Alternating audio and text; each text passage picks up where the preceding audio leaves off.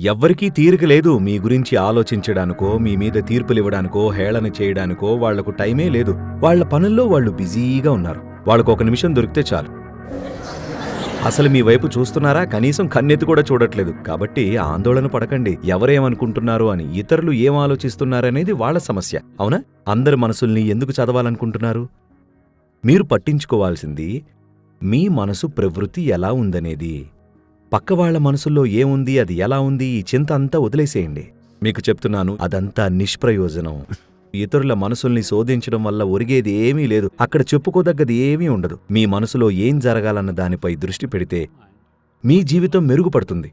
అతనేమనుకుంటున్నాడో, ఆమెమనుకుంటుందో అని మదనపడితే పిచ్చెక్కిపోతారు. ఎందుకంటే అక్కడ ఏం జరుగుతుందో మీకు తెలియదు కదా. అదంతా కేవలం మీ ఊహే. నిత్యం ఇలాంటి ఊహాగానాలతో గడిపితే అది మతి భ్రమింపజేస్తుంది. అవునా? చాలా మంది మీ గురించి అసలు ఆలోచించట్లేదు. మిమ్మల్ని నిరాశపరుస్తున్నందుకు మన్నించాలి.